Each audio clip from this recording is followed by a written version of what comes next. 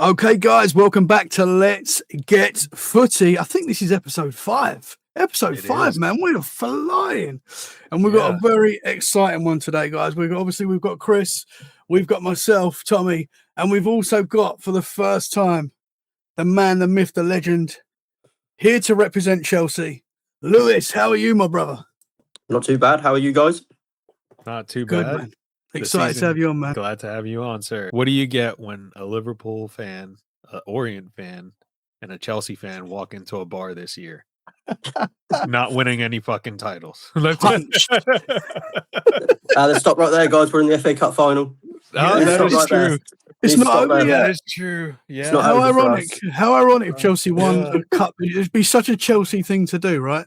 To win a cup this year. And be absolutely dreadful. Yeah. It's natural.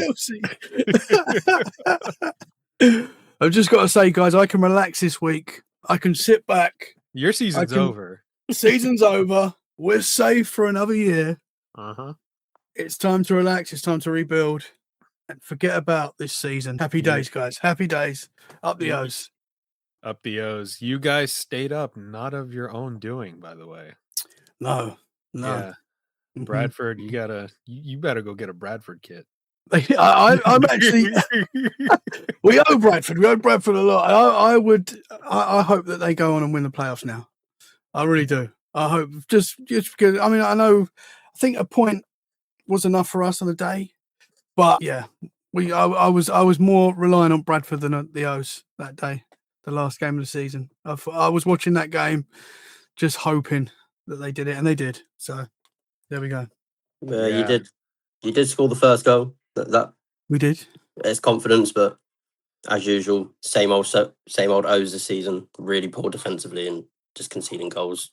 Too easy, in my opinion. Yeah, absolutely, man. You should be up for games like that. The last few weeks were not acceptable for the O's at all. You know, losing to Rotherham at home, poor, very poor. But as I say, we go again. We're safe. We can relax. What do you guys think of the Richie Wellings interview that went out straight after the game, which went viral? Everyone was talking about it. Yeah, so to put some context behind that, Tommy, so to quickly sum it up, basically Richie basically said, why the fuck are you on the pitch celebrating? Have some shame. You didn't stay up because of your own village. You had to rely on somebody else. You shouldn't be bringing your family on, taking a lap of honor, all this shit, because it was an atrocious. At first, I was thinking, like, looking at the table, looking at their form. We talked about this last week. It was like, does Wellens have to? And now you turned on that. I think he should stay. I think he has the right mentality for the O's to stay up. It's divided the O's fan base. Really? I would say there's 50-50 because there were some people that have wanted Richie Wellings gone for a while. There's some people like myself that loves Richie Wellings and thinks he's the right man. The last couple of weeks it was tested. I think I said last week that I'm not sure now where I stand. If we'd gone down, I would have said, no, definitely go. I liked what he said after the game. I thought it was honest, and you don't really get that very often from managers, that real honest punch that he gave. But at the same time as well, I do think he has to take a little bit of the blame. He is still the manager. I know he wasn't happy with how his players were performing, but that is ultimately down to the manager as well. The manager takes the blame when the team's doing bad. So I would have liked him of actually, rather than just throw the players under the bus, I'd rather him said as well, and I've not been good enough this year, because he hasn't, you know. I did like what he said, and a lot of teams have come out and a lot of fans have come out from other teams and said that they love what he said.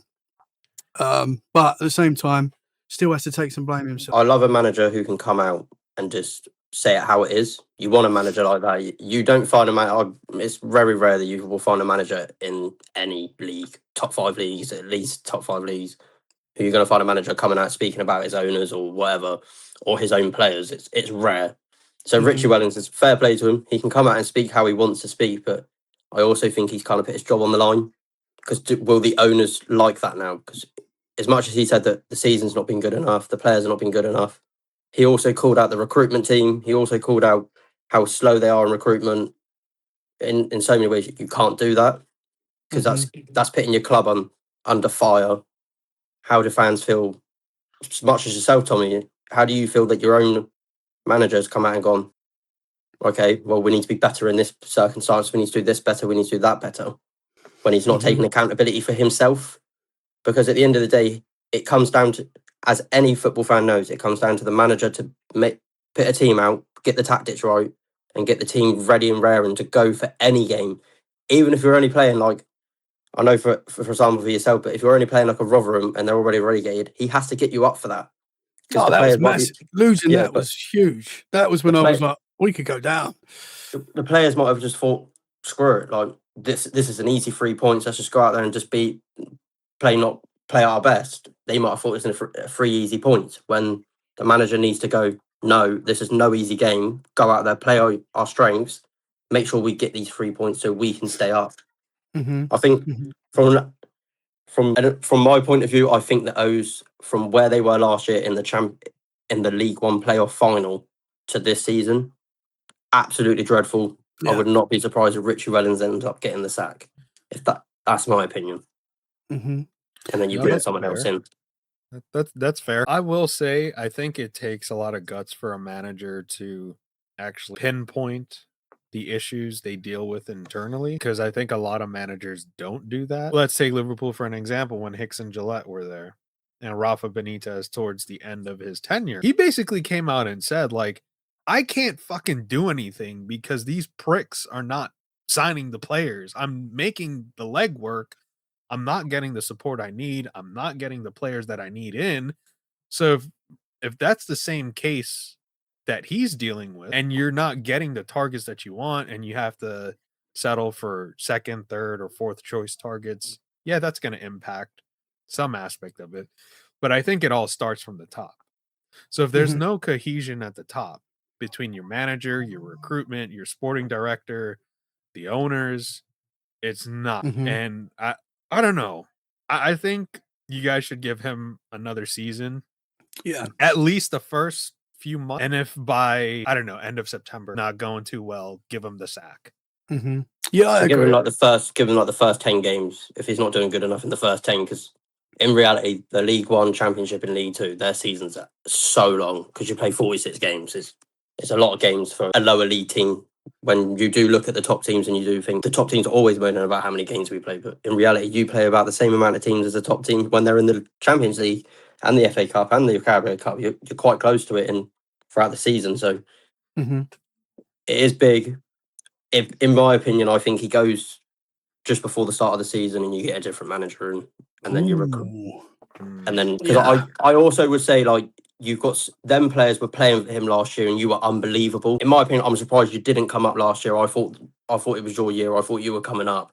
But this season, it just wasn't good enough. So, and you've got the team. In my opinion, you've got the best striker in the league. You had like one of the best teams in the league. So why is that one of the best teams in the league not found the healthiness to go and fight for another, get up there, let's go and do it this year? Because on paper, League One wasn't as strong as it was last year. You had Charlton was one of the hardest teams to play last year, and they went up in the playoffs. That says it all. We on paper, I think we improved this season. When you looked at the players we brought in, obviously Ballard was incredible.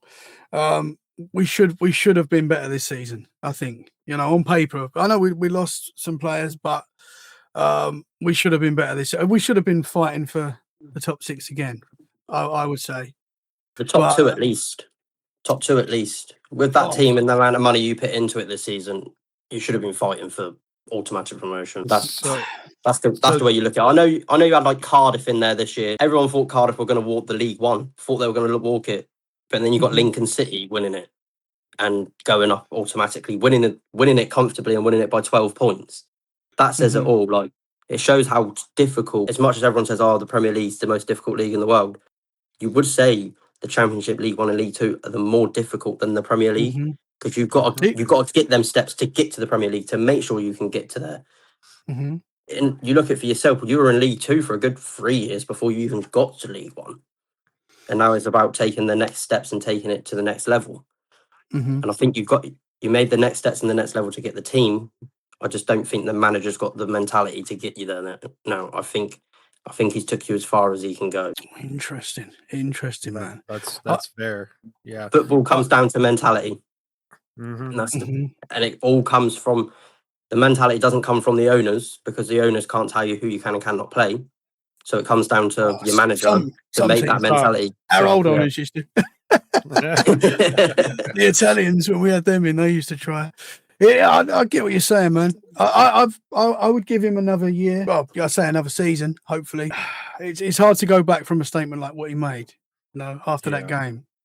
Yeah, I think the Orient are not like Chelsea or Liverpool, where they can just sack managers and stuff. Like we're quite loyal to our managers. If you look back over the years, apart from the Bichetti era when we had the Italians in charge, when they would just sack managers for fun, that was a very different time. But other than that, when we had Barry Hearn, and now we've stuck with our managers until they've gone or they've been really bad. I think Wellings will probably get another year. I think. I hope, sort of. I don't know where I am. I don't know what to think now, but I think, yeah, I would keep with him. I'd keep with him for now and see what happens. To play devil's advocate, I would be concerned if he was out there celebrating, but he seemed genuinely upset, Mm-hmm. which means he gives a shit. Yeah, that's true. I think you give him at least the first few games, see how it goes, and if it doesn't work out, then you shake hands. Gotta go, buddy. Mm-hmm. But You've done well. Yeah. So did you guys have a lot of turnover from last season to this season? We lost some big players. I mean, we've had the top goal scorer for 2. We had Charlie Kelman, who was on loan from QPR the year before. The top goal scorer, done incredible. I think I talked to you last week about the fact that we should have signed him, but the fans didn't want to sign him. So he came on loan rather than us signing him. And that shot us in the foot, because we could have sold him and got the I think the 3 mil, whatever it was, which would have been very nice. Now we've got you probably would have Balon. got more. You would have got more for him if he was at your club at the time. Yeah. But because QPR just wanted rid, they just thought any money's good for him. So they've just got the easiest amount of money for him. I think you would have the top goal scorer in the league. It says they're worth something, and they're worth some decent money. To a championship club, he's worth at least 5-6 million, isn't he? Yeah. Well, we're probably going to lose Balon now. Especially the way this money in football's going at the moment, and the transfer spending's going. Money's crazy. You had Birmingham in there last year spending 10 million on one player. So that the same with Wrexham. Like, they were spending God knows how much money on a player. So it was hard for a Leighton Orient last year. That's why I say it's always harder to go off this last season. But you do have last season, I would say, was harder because you did have a Wrexham who was spending money galore. You did have a Birmingham who was spending money galore, and then you had other teams in there who were top teams spending money. Well, like Charlton. Next year we've got Leicester, who have got an incredible budget. They've got an incredible budget apparently for next year. So I wouldn't believe that though, because the reason they came down is because they got that points deduction. So going over budget, basically breaking FFP in the EFL rules, they're going to have to sell a lot of their players, a hell of a lot of their players, because a lot of them are Championship level and Premier League level. So they're going to have a lot of turnover. They haven't got a manager. They don't have a manager at the moment. So is it going to be a lot for a team who's just come down? Look at Luton, for example. They came down, and then they've had so much turnover, they can't get themselves back into a rhythm where they can get back up into the Championship and get back there. So they just missed out. I think Leicester won't be as good as everyone thinks they're going to be. I think they're going to have another poor season. I just don't think the owners not invested as much as like your owners are. For example, your owners want to put money in, spend the money, and get you back to the best. Like, you're getting a new stadium and stuff, in you. So it's just about having someone who cares. Going down will be their second year. It's back-to-back relegations. Back-to-back relegations. So to your point with the money budget thing, they're still going to get a parity from the league, from the Prem. So so that explains why they'll have. So they get 3 seasons of parity, and I think it gets lower as you go down. As you go down, but they'll still get. They'll probably be. I would have thought the favourites, one of the favourites next year. You have to, don't you? You hear Leicester City in League One, you automatically, and it's straight up. Even Cardiff got it last year, as you well know yourself, being a Leighton Orient fan and being in League One. As soon as Cardiff came down, they were automatic favourites to go straight back up and win the league. But they didn't. They didn't. Yes, they came straight back up, but they came back in second place, 12 points behind Lincoln, who nobody thought was going to come up. So it just comes down to if you've got the team and the manager and the right mentality in that team to take it to that level and have the level that you need to have. Next year. If Wellens can get it right, which I've seen he can do it, I'm not saying like he can go, but I wouldn't be surprised if he goes on his own 2 feet, in my opinion. I think he cares so much that if he's not getting the backing from the recruitment team at the start of the season, I think he's just going to go, I can't take this anymore. You're not buying the players. A lot of the Leicester fans are saying they want him as the manager. I've been seeing that a lot. Yeah, after that interview, they're like, "That's what we need," and I get that. I get if you seeing that is, that is, it comes across really well. But would Leicester be an attractive project right now? In my opinion, no, because the fans are going absolutely mental. They're literally ripping the owner's head off a couple of days ago because they're not happy with the way the club's being run. So, like, if you go and sign a manager of Richie Wellens' stature, who's done well in League One, are the fans going to be happy with that because of what he's just done with you that season? No, because they're going to be like, he's just nearly got relegated to League Two. Yeah, we can't have that. No, we can't. We need a manager who's going to get us back. He to that level. Won't get the time that he won't get the time what he's got at Orient that he would want at Leicester. You're not getting absolutely. That's 10 games. You do bad 10, you're definitely gone. At Orient, you do bad in 10 games, you've still got a chance to stay in. The answer's out there, guys. The answer's out. The one man that could take teams and get it's Scott. Bro, you're not wrong. You are not wrong. He sucks in the top flight, but he can get a team up. If he can get you to the Premier League, then you just sack him when he gets there, and then you get another manager in. Simple as.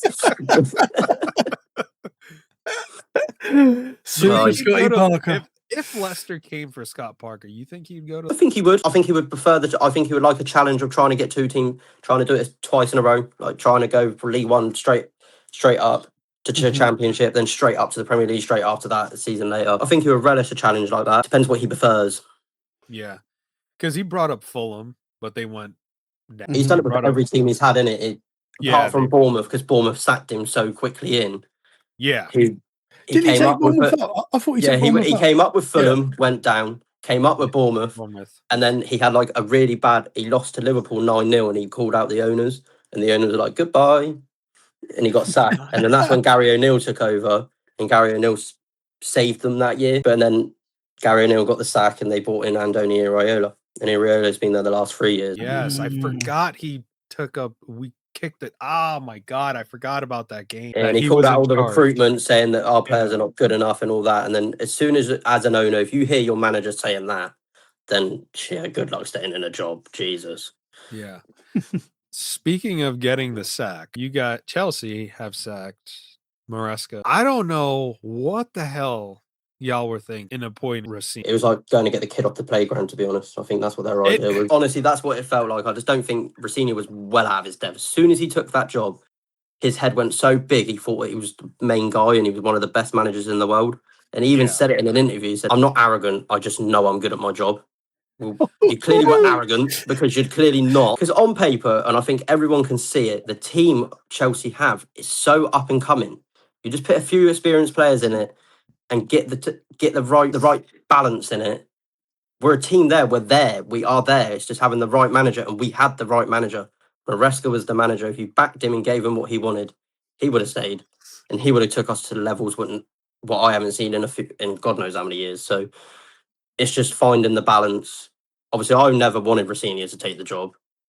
As well, Tommy knows I never wanted Maresca to leave. I wanted Maresca to stay. I was devastated when Maresca walked. Yeah. You know, I'm just that type of person to say it how it is. These owners have completely ruined us over the last 4 seasons since we lost Broman. We haven't been the same. As much as we're still winning stuff, it feels nice, don't get me wrong, but we're not winning top stuff. We're winning, the Conference League, but I don't class that as a top trophy. A team of Chelsea's stature should have bought the competition no matter what. So there's that. And I know we beat PSG in the Club World Cup final, but as everyone says, PSG weren't at their best and they weren't fully fit.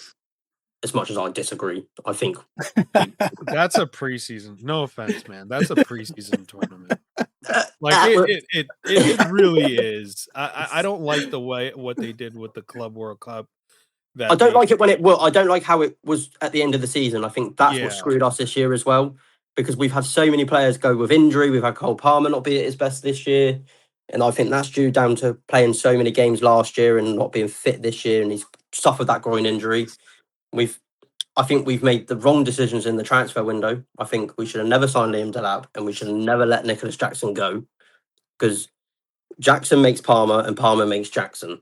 Them two together were unbelievable. As much as Jackson missed so many open goals and missed so many good chances, you know that his ass off. He works his ass off, and that's what Yeah. you want as a striker. You want your striker to work that absolute ass off, do what they need to do. And even if they're not bagging the goals, as long as they're setting up some other players, like he was setting up a good few chances for like Pedro Neto last year and Cole Palmer. It's just, I couldn't believe it when we said that we're signing Delap. I was like, oh, okay, it's not a bad signing. For 30 million, you can't go wrong for a striker who done well at Ipswich, got 12 Premier League goals. So you could go, what could he do with a big club? But he's come to Chelsea and it's like he's not got football boots on. He's like got workman boots on trying to play football. It's absolutely crazy. The guy can't shoot to save his life. He can't hold up the ball to save his life. His runs in behind is even worse. Like, if we didn't have João Pedro this year, we'd probably be where Spurs are. That's the God honest truth. Ooh, that's damning. Oh Imagine that. Chelsea, Spurs, and West Ham at the bottom. I mean, because you guys have a good core of players. It's not like your players are bad. No, this is what I mean. Like, it's just getting that right balance. Yeah, you have Enzo Fernandez, you have Cole Palmer, you have Andre Santos, Moises Caicedo, who's, to me, is the best defensive midfielder in the world. Well, I don't want to hear this. Let's tell all the Arsenal fans that, because they disagree. They think Declan Rice is better in that holding position than Caicedo. No. They honestly do. But they play in different positions. And Caicedo is just a different animal. Like, he's a beast in that position. Like, at the start of the season under Maresca, he was unbelievable. Absolutely unbelievable. I remember watching the game against you guys at the start of the season against Liverpool at Stamford Bridge when we beat you 2-1 in the last minute. But Caicedo's opening goal in that minute was unbelievable. I don't see Declan Rice smacking them from 45 yards out and trying to score and stuff like that. See, it's not even about the goal that he scored. It's the way that he plays. And he controls the midfield by himself. Yes, he controls the midfield by himself. The reason Brighton were so good is because of him. The reason Chelsea's midfield, when he's on it, is good and can boss players around is because of him. It's not because of Enzo Fernandez. It's not because of I don't even fucking know if Romeo Lavia has played a game. Like, this motherfucker, you signed him and he's played a few games. He's played a couple of games recently. I'm a Chelsea fan. I've made it clear I would like to see Romeo Lavia. I like him. I think he's a very, very good player on his day. Him and Caicedo next together, because Lavia's better up, like, he wins the ball, but he's better at breaking them lines. Like, you can get the lines and he'll go break it. Caicedo's speciality is win the ball and just run with it and win a foul. Like, that's how good Caicedo is with it. And he can hit a ball from like 30 yards out and he can normally score from them. So that's Caicedo's speciality. But Caicedo is Chelsea fans call him the next N'Golo Kante in the Chelsea I was team. about to call him that. Yeah. I was he's the next N'Golo Kante. Kante was the type of player who would never score goals, never really get any assists. But if you put him in that midfield, no one was getting past him. No one. That's how good Kante was. Mm-hmm. He was always hurt with a hamstring injury, but against a game against Liverpool, y'all would fucking wheelchair him out onto the pitch and he'd put a 10 out of 10 performance and be a pain in the fucking ass. Oh, yeah. I remember those games clearly. He can pull his hamstring against a Leeds or a Leicester or something like that, but when we're playing the big teams, he needs to be there because he was the guy who would help. The reason we won the Champions League in 2021 was because of N'Golo Kante. Many Chelsea fans will say the same thing. They'll say, oh yeah, but Havertz got the goal. Havertz got the goal, but Kante ran the midfield. We played like prime Man City at this time. Didn't concede a goal against them in 3 games because we were just that good at the time under Tuchel. Yeah. Went on and won the Champions League with the most clean sheets, with the least goals conceded. And then Kante was the reason why we done that. Kante was the reason we won big trophies, won the Premier League with him. Like, it says it all when you've got a player of that stature. And it says it all when he left. Our midfield went to absolute terrible. Just went to terrible. Chelsea weren't the same. And we're not the same now. We are a different Chelsea. That is the fact. We're not. I think if the owners are saying what they're going to say, I think this summer's going to be a massive rebuild. Massive. You're going to have to get a manager who's top manager. You can't go out there Like we're linked to Marco Silva. Take that name off But of your who's sheet. out there? Who's out there to get? There aren't many options. Pete Raiola. If Liverpool, yeah, but if Liverpool keep Slot, as you well know, you're probably gonna keep him. You're gonna probably give him another year because he's got your Champions League football. No, I will personally fly to Liverpool, smack him in the back of his head myself. You know, I think he's the saying, owners, Chris. they're probably going to give him one more year. They'll probably It's- give him another year, another transfer It's window. So asinine. 19 fucking losses. That ties a record. If we lose this weekend with you're beating us. Facts. He has.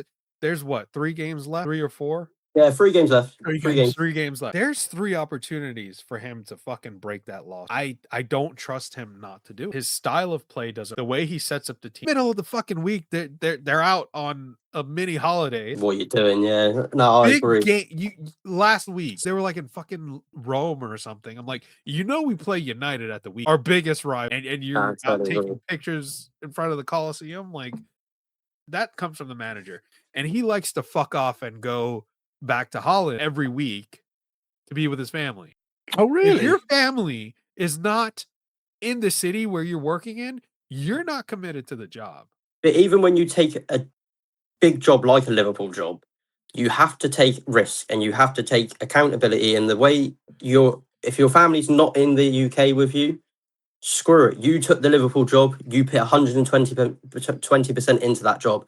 Every Liverpool fan only wants 120% put into the job, and they will respect you. But if you're gonna keep flying away to Rome, to Holland, to Ibiza, because I've seen it when you were doing well last year. He went to Ibiza for a few days, for a couple of nights, and was partying over there. Like, mate, you're in the middle of a title race. What the hell are you doing? Like, okay, yeah, you walked the league in the end, but it's not the point. Like, the point is, it's the players look at your manager, and the first person the players look at is their manager. And if they see the manager doing what he wants, they're going to be, well, I'm going to do what I want. If he can do what he wants, why can't I?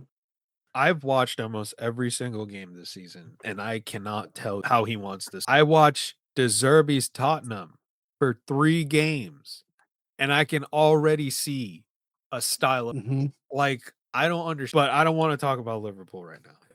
I want to. You're a Chelsea fan. We're here to talk Chelsea. The question I had for you, Lewis, was I want to go back to the Delap real quick. You're like, you shouldn't have signed Delap.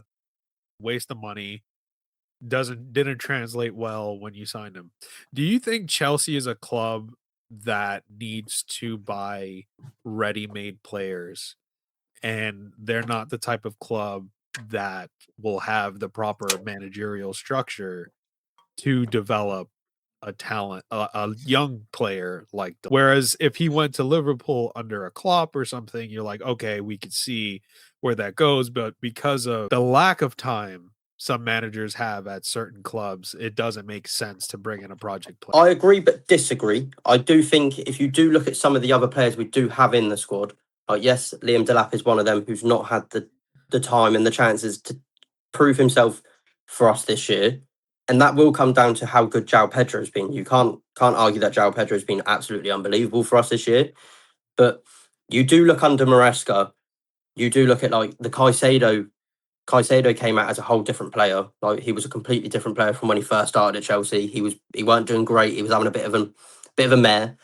But then under Maresca, he took that next level and he was controlling midfields and he was winning battles. He was winning games for us. Then you do look at it with like your younger players, like your Esteval. Like, I absolutely love that kid. He is an absolute wonder kid. But if we're not gonna compete for big trophies anytime soon, we're gonna lose this kid. He already knows at 18 years of age that he's going to be one of the world's best. That is how good this guy is. I've watched him. He's been injured a few games this season, but every time I've watched a Chelsea game and every time he's come on, Chelsea fans are excited to see it. This season, you can ask any other Chelsea fan, we've not been excited this season because we've just not been good enough. We've not been the Chelsea of old. I generally thought after winning that Club World Cup and the way Maresca played that game and the way we took PSG apart, I thought that was a turning page for us. I thought, this is it. If he can get it right and get the right balance in the Premier League and get it over 38 games, we can be there. We can generally be fighting for this Premier League title. But it was just like at the start of the season, we've done it again. We had a really good run of games. We were there. We were 1 point behind Arsenal. It was a game where we could have gone top of the table, but we lost. And it's happened too many times where we've been there over the last 2 seasons, because we were there last season with him as well, where we were there or thereabouts and we just wasn't fighting. When then it got to December, January, and Chelsea dropped off. And it happened again this year. We just went on a really bad run throughout the whole of December. And then, as everybody knows, Maresca came out after the Everton game, after our 2-0 win against Everton. He went, worst 48 hours of my life. And that was because he was asking the owners if they could please sign him a centre-back in the January transfer window and buy him and give him a little bit more power. He felt like he earned more power in the club. And I agree with Maresca. I think he did earn that power. I think he's shown that he was good enough for us, and he was good enough to be a top manager. It does say a lot when Maresca is being linked to the Manchester City job, and he is the favourite for the Manchester City job when Pep Guardiola leaves. No Manchester City owner or Pep or anyone like that, because Pep has chosen Maresca personally. This is what I've been reading. And if it is true that he's choosing Maresca personally, a top manager like Pep Guardiola wouldn't say Maresca's a good manager if he's not a good manager. We all know that for a fact. So I think our owners have had a mare. I think they've lost a top manager. If they want to make the next steps, it's now making the next steps of you bring a top manager in. So you either bring in my opinion, you either bring in a Xavi Alonso or you bring in a Cesc Fabregas, because Fabregas has done unbelievable things with Como. And you can tell that he's going to be a top manager in the making. And you can tell as well that he'll get the respect he needs. I do think if we signed Antonio Raiola, he wouldn't get that respect. If I'm honest, I don't think the players will respect him. We've got too many big-headed players, I think, as well. We've got players in there like Cucurella, Enzo Fernandez, Cole Palmer. You do look at them and you think they're world-class top talents. It's just they haven't got the world-class manager to go, you've been crap this year. You've been crap. You've not been good enough. And they need a manager who's going to You kick need him Richie in the face. Wellens. You need Richie Wellens. That's what you need. Yeah, sorry, mate. Yeah, cheers for the He'll offer, tell but no. Yeah, no. Sorry, no. You guys need Jose back. Yeah, the special one. The special one. You guys need Mourinho. I love Jose, but he hasn't got that touch anymore. He's not. No. He's gone this year in the Portugal league. He's gone unbeaten with Benfica, but still not won the league. That's crazy. Right. That Whoa. is He's gone unbeaten with Benfica, but still not won the league. Porto still won it by like 6 points. That That's says insane. it all. It's just, Wow. it says it all. If you can't win the Portugal league going unbeaten, then there's no point trying to come back to the Premier League and doing it with a young side like Chelsea. It's just not, it wouldn't work as well. Mourinho, everyone knows, Mourinho's hot-headed. If he's not given what he wants, he will just go. These owners are not the type of people to give you what you want. We've got the worst sporting directors in the whole world. They are absolutely dreadful. They don't know what they're buying half the time. They've bought some really good people, but they've also bought some really bad ones. Like Garnacho, for example, should have never got bought for. Garnacho should have never been bought. Pedro Neto, I love the guy, but he's too inconsistent. You need a winger. You need a winger like Mo Salah. Mo Salah is unbelievable. He scores you 30 goals a season sometimes, or sometimes it's less. But he gets you them assists. He gets you them down the wings, and he gets you chances, and he creates a lot of chances. Neto doesn't do that. Neto just runs at a defender, then he'll turn around and go back to the defence. We need a guy who's just going to keep going and going and going and going and going. Like an Esteval, he won't go back to the defence and the goalkeeper. He will keep going at you. He loves to run. And that's why he suffered of hamstring injuries this season, because we've had to rely on an 18-year-old to get us to where we are. Yeah. Yeah. There was a name that you said for manager. What was that name again? You said Xabi Alonso. Yeah, Xabi. He's top favourite. He's top favourite. So to you, Alonso is good enough to take the Chelsea job. Yes. But apparently there's some dickhead in the Liverpool that think he's not better than. Well, then they're clearly deluded, because this guy went. This guy in the German league. Bear in mind, you have a Bayern Munich team under Company at the time who are unbelievable. He went and done the invincible season in that team with that Bayer Leverkusen team, and they basically done a whole season invincible. It was only until they got to the Europa League final and lost. That was the only game Xabi Alonso lost that season. Okay, yes, everyone's going to go, oh, but he's not done it with Real Madrid. You go into that Real Madrid dressing room, it's a different kettle of fish. It is. Any dressing room. That is the worst dressing room to go into. You can't. They fight each other. Yeah. Well, yeah, they're fighting each other now. So, Yeah. yes, Xavi Alonso, in my opinion, he's probably right now the best manager on paper for us right now on paper. The people who we do have linked is Marco Silva. Take that name off the paper, take it off the paper, rip that up. That guy, yes, he's done wonders with Fulham, but it's Fulham. It's not a chance in hell that I want him in a Chelsea dugout next season, because I watched him against Arsenal last weekend, and to get battered in 30 minutes against Arsenal, which bear in mind that Arsenal side, that attack it's not even better than Liverpool's. It's not even better than United's and Chelsea's. Their attack, in my opinion, they have one of the worst attacks in the league. I don't see how Arsenal fans can sit there and say, "Oh, yeah, but Gyökeres this, Gyökeres that." But the guy's had like 6 or 7 penalties this season to get to his goals. You pick João Pedro this season, he scored 15 Premier League goals, no penalties, not one, and he's the first striker to do that this season. Obviously, Haaland takes penalties. Obviously, a lot of other like Igor Thiago takes penalties for his club. So, like, if you take the penalties away from these players, none of them they're all really close to João Pedro's numbers. So that says it all. Like, the guy who I generally didn't really want to sign at the time, I didn't want João Pedro. I thought this was another young player we don't need. We don't need another young attacker. We needed a top striker to get us 30 plus goals a season, because that's what you need. You need a guy who's going to score you 25 goals a season. You need it. It's just facts. Like, you had Salah last season get 30 plus goals and 15 plus assists for that season, and he was mainly the reason why you won that league that year, because of his goals and his assists and his creative play. So we need a guy like a Salah to get us goals and get us assists, but to have double-digit numbers in both of them, not just have double digits in a goals and then nothing in attack and nothing in creative and chances, because you can't just have a guy. Okay, yeah, everyone will say, "Oh, look at Haaland," but Haaland only scores tap-ins. He only scores penalties. I've not seen one good goal from Haaland, in my opinion, since he's been in the Premier League. So it's just that he's got so many good creative players around him. He scores so many goals. Like, he's got a Shirky. I would love a Shirky in a Chelsea team. I would absolutely love a Shirky. And we had the opportunity to sign the guy for 25 million. And we just went, nah, it's all right. So here's the thing that you bring up, sure. People talking about, oh, Florian Wirtz bust, yada, yada, yada. If you take Shirky out, put Wirtz into that Manchester City have the title. They have it wrapped on up. paper, Wirtz's numbers don't look as bad as they could have, if that makes sense. Like, Wirtz a terrible start, right? Yeah, but he's just come from Germany, and I'm not being horrible. Every German player who comes to the Premier League seems to do absolutely horrendous. And I'm taking that from being a Chelsea fan. We had Kai Havertz and Timo Werner for 2 seasons. How do you think I felt? So that dude lived offside. Oh my God. Yeah.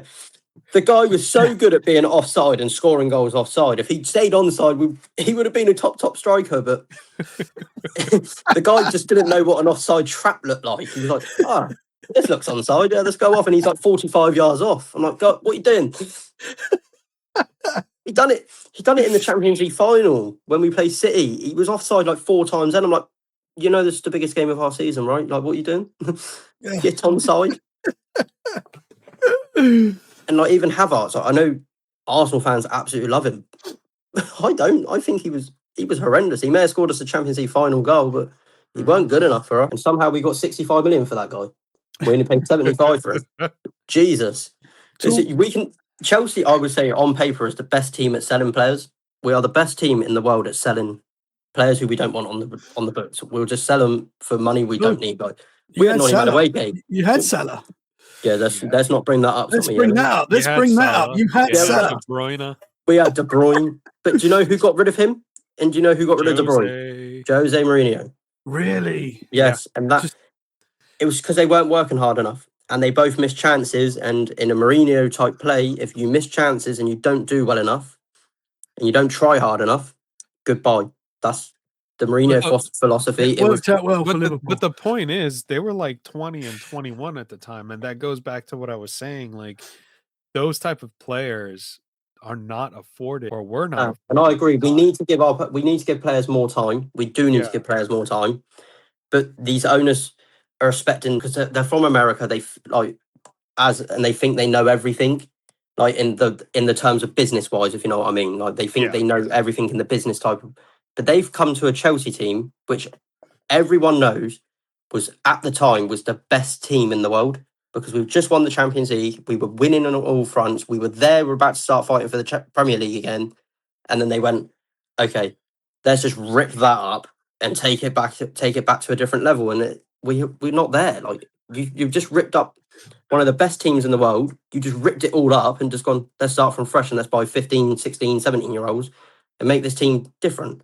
And that's not how you can play football. These owners need to realise you need experience. We need a Thiago Silva right now.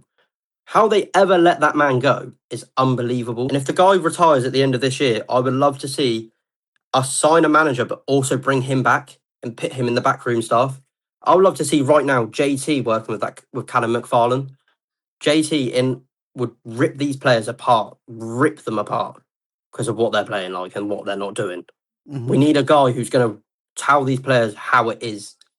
So we need in my opinion, Xabi Alonso would be my. I know first it's choice. not going to happen, but what about Frank Lampard? I know that's what are your thoughts on bringing him back? He had one opportunity, done well, and then he got the sack, and Tuchel came in and took over, and then he took over when we were absolutely dreadful and we just couldn't win to save our lives in 2023 and 24.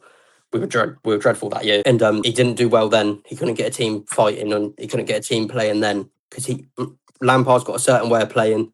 This team's not a Lampard type playing style. They need a top manager, which in my opinion, Xabi Alonso is in the making, and he's there. He's already won titles with Bayer Leverkusen, which nobody ever thought he was going to do. It's now giving him the chance in a Premier. He wants to come to the Premier League. He has said that. I do think if Liverpool just sack Slot, he'll walk. He would be the favourite to get the job, and he'll walk into that job straight away, being an ex-Liverpool player. But he's already. If you're gonna keep Slot, I do think he's gonna think, well, how much longer can I wait? There's jobs coming up. There's big jobs coming up. Do I just take it and then see how I get on? And if he does well, there's no harm in Liverpool coming in and offering to try and get him because he would leave probably us to go to you. I think that would be but I would right now on paper I would take Xabi Alonso as the next Chelsea boss. And if we're not looking at top managers, so I want us to take off the likes of Marco Silva. There's a couple of others on there on the paper as well. Like Frank Lampard shouldn't be anywhere near the Chelsea job. I love Frank, Chelsea legend, but shouldn't be anywhere near the Chelsea job right now. He's just come up with Coventry. Go do a year with Coventry, and then maybe we'll see how you are from there. But that's what we were saying last time. Yeah, go see how he does with Coventry. Yeah, and I think he will. I think he'll stay with Coventry. Yeah. I can't see him. I know when we signed him last time, he was in the playoff final with Derby, but he didn't come up. I do think if he did come up with Derby at the time, I think he would have stayed. I don't think he would have took the Chelsea job, but because they didn't come up, he's like, well, I don't want to do another year in the Championship. I think I'm ready for the next step. Chris is also a Derby fan as well. Yeah, which That's makes his me other sad. team. Yeah, it makes me sad. Yeah. We get there. We get so close. I think you'll be there next year. I think Derby will be there next year. Yeah. As long as they keep the manager, don't make the same mistake Birmingham made. If you sack him, then you're just going to drop off again. Because Birmingham done that. They were there or thereabouts that year before they got relegated that year with Wayne Rooney.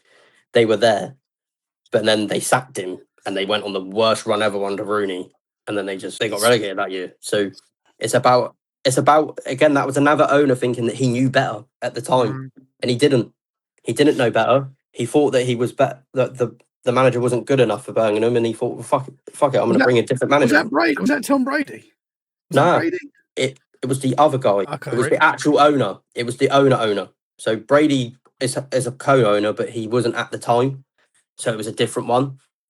I mean, I love Tom Brady. He can do no wrong in my eyes, but for other reasons, for another sport. but yeah, nah. I think if they don't sack the manager, they will be there next year. I hope they go for automatic promotion, but it's tough up there. You got Wrexham, you got Millwall, who would be my favorite. Yes, I want to see them go up, man. Dude, I was so mad. They missed it. What was it? I know. Was it? It was like a point. It was a point, but their goal difference didn't help as well. Yeah, like they don't score many goals, Millwall, and they don't. But they're so good defensively, so that when they do score, they can sit back and defend. But they're in the playoffs, so maybe they can. It's I'm going to be ready to do it. Come on, Millwall. Never thought I'd say that. I playoff just want to see final. him in the Premier. It'd be incredible. Isn't the Playoff final carnage is every Millwall week? Southampton. Done. Millwall Southampton playoff final. Who wins? Millwall. Let's go. Southampton. Ooh. Southampton. I'm sick of South. I want to say. As Tommy does know, because we spoke about it a few times.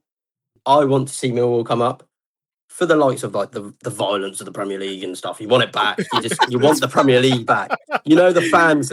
You know the fans ain't going to take no crap. It's going to. You know the violence in the Prem's going to be. It's going to be back. It's going to be back like 2000 again and stuff Let's like that. go. So That's what we that's want. what we want.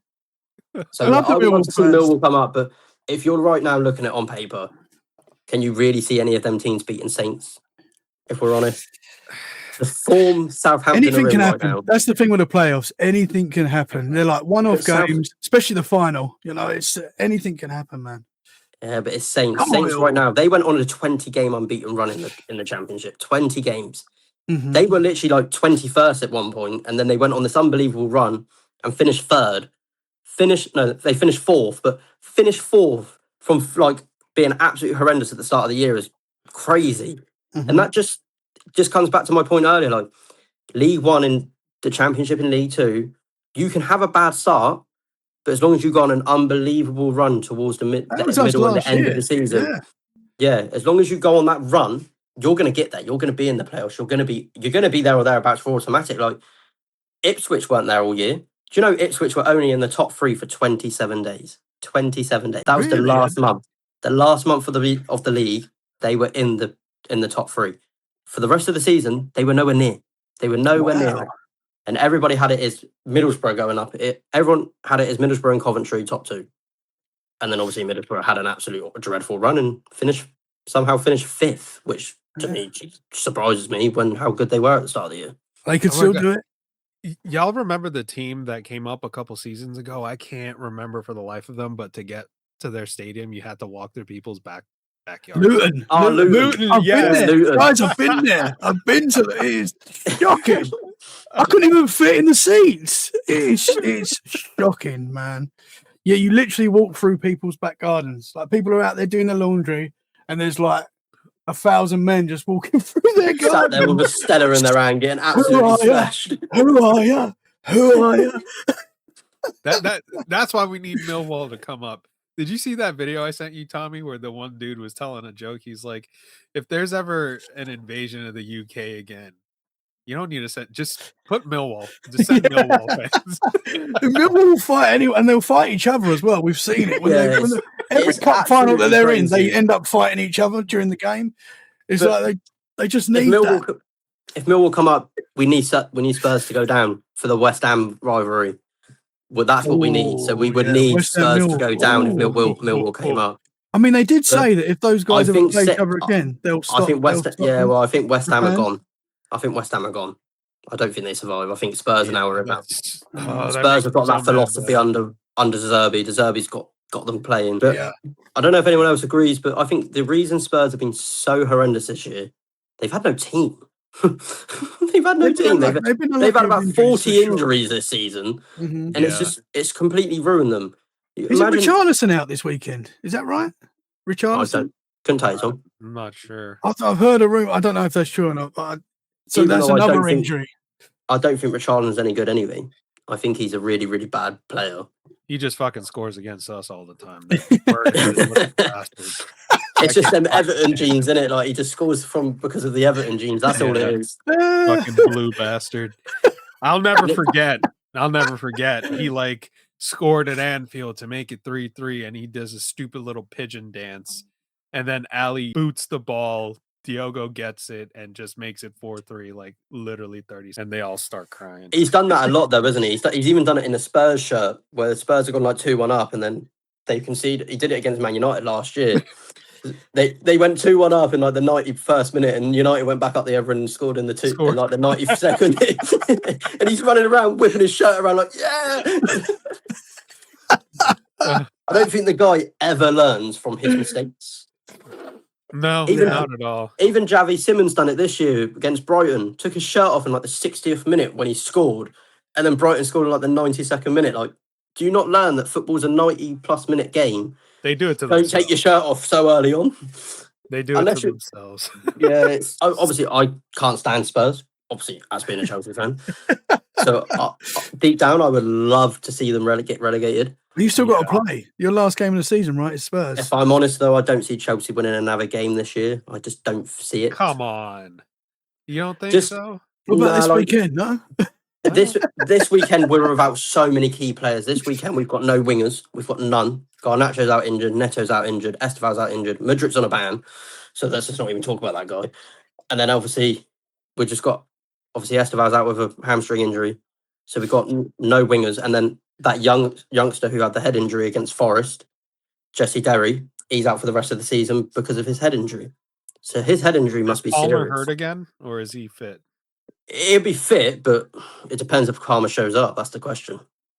He's not gets a shown up the last penalty. few weeks. He missed it on Monday, so let's not go there. Cold. Since he's done that, since he made that a trademark, like he owns the cold celebration now, right? I don't know how you can own a celebration, but he does. Yeah, he's He's been got- crap. He's been terrible. Yeah. Yeah. He hasn't been good this year. This year's not been good enough, in my opinion, for Cole Palmer standards. Mm-hmm. He made it his own fault for going on a season scoring 22 goals in the Premier League season and having an unbelievable year under Pochettino. If he didn't do that, no Chelsea fan will be on his case because we'll be like, okay, maybe he isn't good enough. But right now, he's too good. Do you think He's his too good to be confidence is playing just this completely bad. gone? He needs a manager who's just going to let him do what he wants. He's that type of player who can't be tactical. He can't be told what he can and cannot do. He just needs give him the ball and something will happen. He's like an Eden Hazard in so many Mhm. ways. Give him the ball and he'll make something happen. But don't tell him that he's got to defend and everything like that because the guy's not going to do it. He's better when you just let him sit on that halfway line, get the ball and do a turn and put a ball through for your striker. That's how good that boy is. But it's just, can he get back to his best? Can he get back to the under the Pochettino best? That's what I want to see again. You want to see That's some what of I need. this? Yeah. Well, Chris I'm doesn't not want to see too that on the weekend. That's for I'm sure. not too fussed about the No, I celebration, know. mate. I'm just more about getting them 3 points on the board, you know. Yeah, absolutely, man. So So this weekend we won't win this weekend. It is a Chelsea thing to do though to beat Spurs. So we can you might imagine beat Spurs. sending Spurs down? Can you imagine? So Spurs lose this weekend, maybe. Can West Ham pull something off against Arsenal? Yeah, We kind of need them 100%. to keep that title race alive. Bowen hat trick. Let's go. Let's go, Bowen. Let's go, Bowen. Is that Arsenal, right? Is that Arsenal? No, it's at West Ham. No, it's at West Ham. Okay. It's at West Ham. But the other question is because obviously Arsenal made the Champions League final. Boo. Can Yeah. they Can they have do the the same? double? Can they have enough energy? Because they celebrated like they won that thing, man. Like, honestly, they celebrated That's the way they why won I it. think PSG are going to kick the shit. Oh no, PSG are going to rip that team apart. Everyone, Arsenal got the best defense in the league. It doesn't matter. PSG don't play physical with you. They will literally run at you. Can Arsenal handle being under pressure? No, because look what City done to them in the Carabao Cup final, and look what City done to them at their own place at the Etihad. They've had two high pressure games this season, two of the high pressure games of their careers, and what have they done? Oh look, they've lost.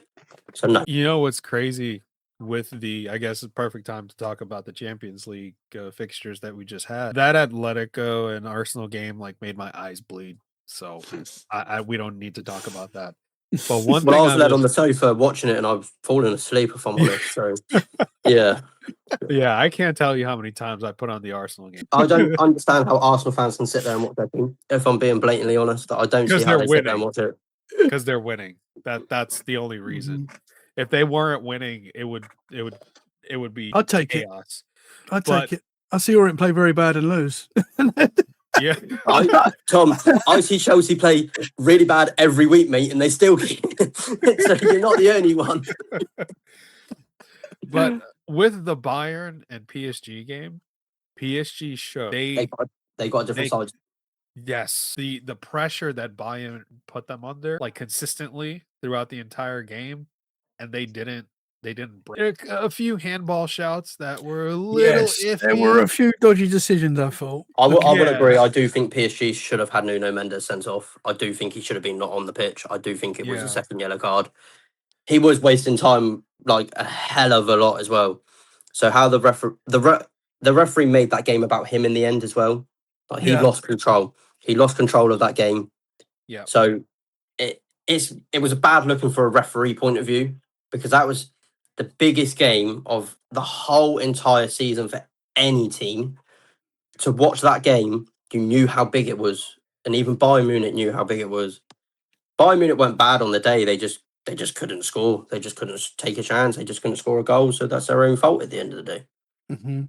I feel bad for my man Kane. I was rooting for Kane, man. He deserves it. Our dream, Lewis, was Kane lifting the Champions League trophy and Spurs getting relegated. Yeah, that was. Yeah, my dream was to never see Harry Kane lift a trophy. So, not being horrible, but he's an ex-Spurs player, guys. I can't give the guy any credit. He's an ex-O. He learned it. He learned it all Orient. So from Leighton Orient to the Champions League. He's an unbelievable player, and I'll admit that. Right now, he's the world's best striker. He scored 55 goals this season. I think they've still got a couple of games left in the Bundesliga, so he'll probably score a couple more. Unbelievable. I would say if he doesn't win, he's not going to win the Balon d'Or now, because you normally win the Balon d'Or when you've won the Champions League. So it's going to go to Doué. It's going to go to Doué. Dembele again, you think? Dembele again. He's only scored like 9 times this season or some shit. I've read this morning though. The David Raya is now one of the favourites, which kind of hurts me to say. Really? Yeah. David Raya? But a goalkeeper hasn't won it in like yonks. Like no goalkeeper has won the Balon d'Or. The Balon d'Or is rare to win. Arsenal. I don't think they've let in many goals, have they? They've let 9 Champions League goals in, I think it is. Is 9? Okay. Dude, I will lose my shit if he wins the Balon d'Or and Alisson. That would just sum the season up. The season that we won the Champions League, Alisson kept like 21 in the league. Yeah, no, you're not wrong. That just sums the season up, though. But then you can go back into the 2004 era when we were under Jose Mourinho and we won the league. Petr Cech kept 24 clean sheets that season, but he didn't win the Balon d'Or. No. So if we're going by clean sheets, no goalkeeper is going to win it, are they? Because at the end of the day, Alisson's kept so many clean sheets. Petr Cech kept so many clean sheets. You can't. Edouard Mendy kept a horrendously amount of clean sheets in the Champions League. He didn't win the Balon d'Or. He weren't even in the top 10. Mm-hmm. So he said it all. Yeah, I've heard this bullshit from Arsenal fans comparing Raya to Alisson Becker. Like, no, I don't want to hear that shit. No, I don't want to hear that shit at all. Can Arsenal do the double, guys? This is the question I want to... They'll win the Premier League, but they won't win the Champions League. The Premier League... City dropping points to Everton, that was you just handed to Arsenal. Unless Arsenal lose this weekend and City beat Brentford. But on paper, Arsenal have been handed the Premier League because City have got such a difficult run. City have got such a difficult run. They've got Brentford this weekend. Then they've got Palace. Then they've got Palace in midweek. Then they've got the FA Cup final. Then they've got Bournemouth, a Bournemouth team fighting for Champions League football. Then they've got Villa. So it's difficult for City. It is really difficult. Can they maintain it? Don't see them beating Brentford this weekend, if I'm honest. They're at home, though. I could see them beating Brentford at home at the Etihad. No, I think it's the other way, and I think Brentford are at home. No, I got the league table. Okay. So then that's fair. Yeah, that's fine. Yeah, no. Yeah. Maybe. I'm going to triple captain Haaland this week for my FPL. So I'm hoping. Don't. Please don't. So he's not going to score any goals or any assists. Please don't. In 2 games. I'm telling you now, he doesn't score against Brentford. No, I don't. He doesn't. I don't think he does. And he doesn't score against Crystal Palace. So I'll let you triple captain him, mate. Yeah, we're in the same league. We're in the same league. That is fine because I am triple captain in a different City player. Oh, Semenyo? No, Tom, we can't talk about this. Oh, I know. Sorry. I know who it is. I know who it is. Okay. Here are the fixtures, guys. We got this tomorrow. We have City and Brentford. Then Sunday Arsenal go to West Ham. Here's the game in hand. City play at home to Palace on Wednesday, which I think they'll beat Palace. If we can beat Palace, they should be able to fucking beat Palace. Then the following Palace are going to be on a high, though. Remember that.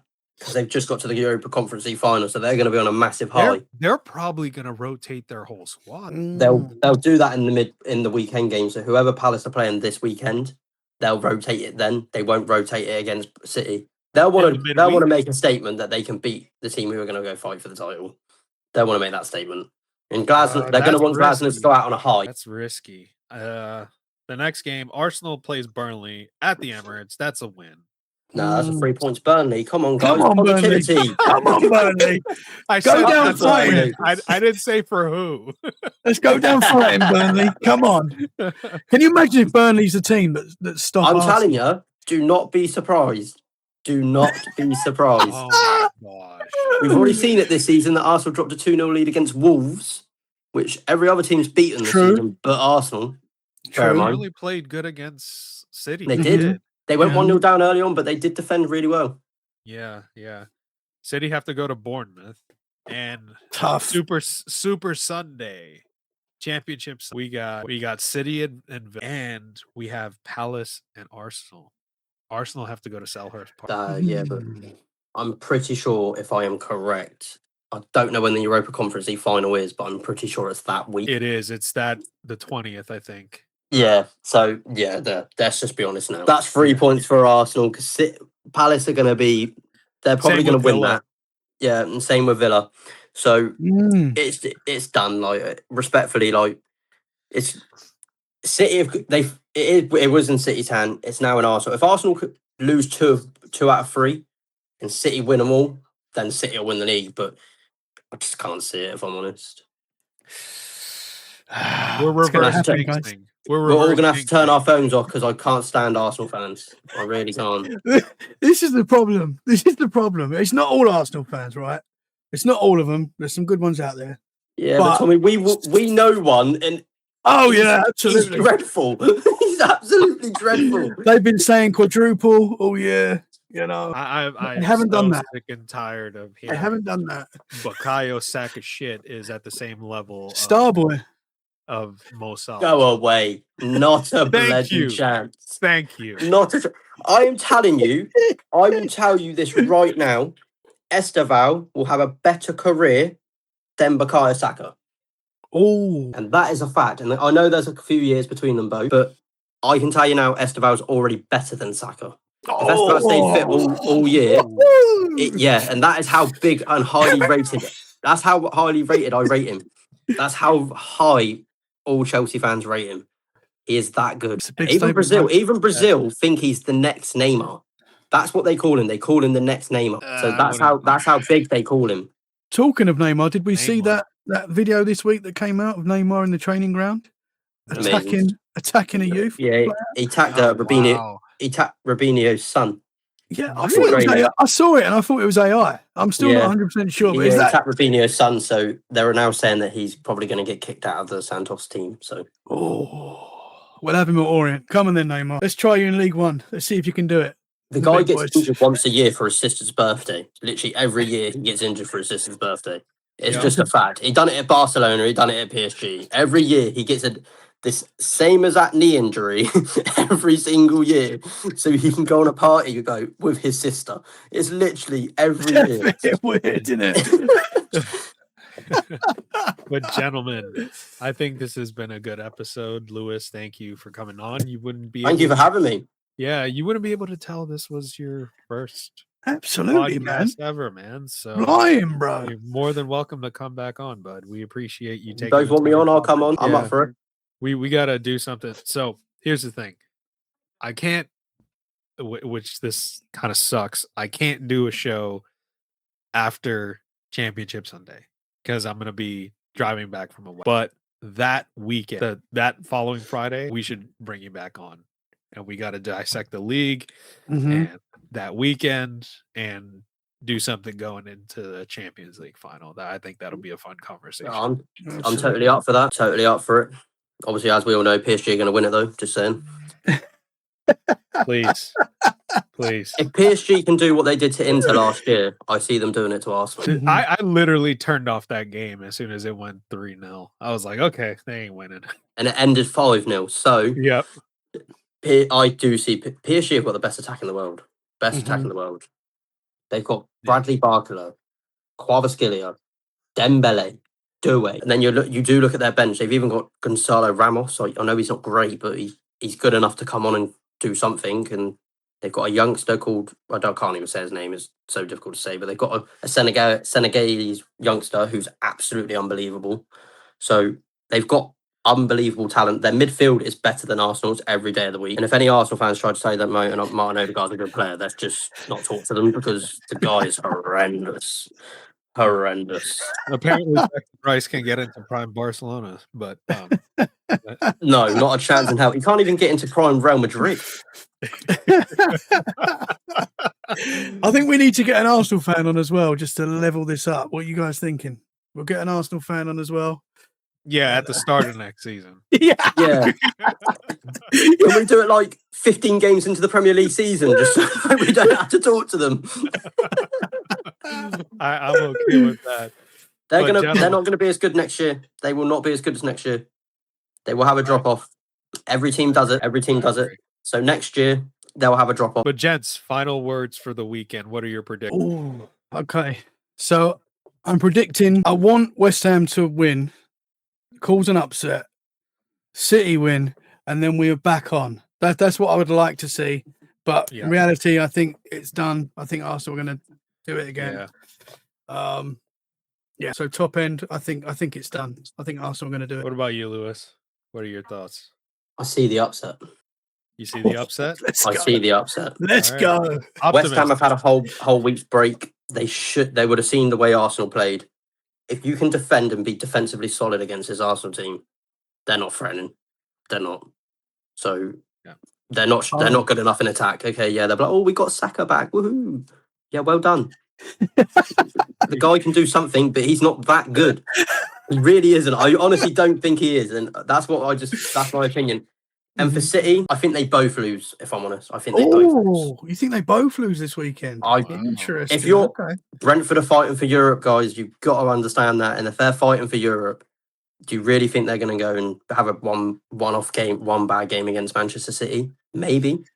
Maybe if the refereeing decisions are on City's side, they might win the game, because they do get that a lot. So I think they both lose. And for the Chelsea-Liverpool game, 3-0 Liverpool. Oh, wow. Okay. All right. So here's mine. I think I'm with you, Tommy. I think Arsenal are going to win it.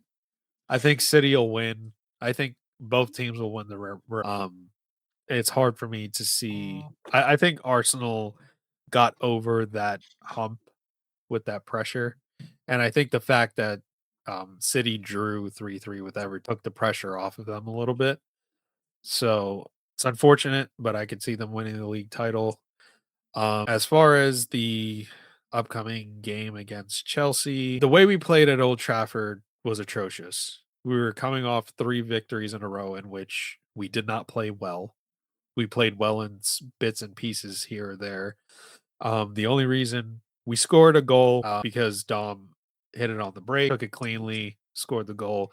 We got the second goal because of the keeper error, Lemon's error, gave it away, and we scored. And then we just didn't clear our lines. And Kobe, he finished it cleanly. And that's been the problem with this team. So I struggle. Tommy, I always say I don't like to predict my team to lose, but to be realistic, I struggle to see where the goals are going to come from, because Mo Salah's still out. I think Isak, I don't know if he's fit yet. So we're probably going to go into that game without a striker. And I don't know. I think it'll be a 1-1 draw. Just so you both know, Arsenal could win the Premier League title next weekend. Oh, it can happen next weekend. If they keep it at 5 points and they both win for the remaining games, they'll win the Premier League title against Burnley at home. Oh, yeah. All right, gents. I think I've had enough. I've had enough of that talk, folks. Second again, ole ole. Yep, folks. Thank you for tuning into today's episode. And a quick shameless plug for me and Tommy's podcast. We both run paranormal podcasts. Mine is The Wandering Road, which is available on every podcast platform, and it's also available on video format on YouTube and Spotify. If you would like to be on the show, you can reach us at twroadpodcast@gmail.com or twroadpodcast on Instagram. Shoot us a message. We love to have you on.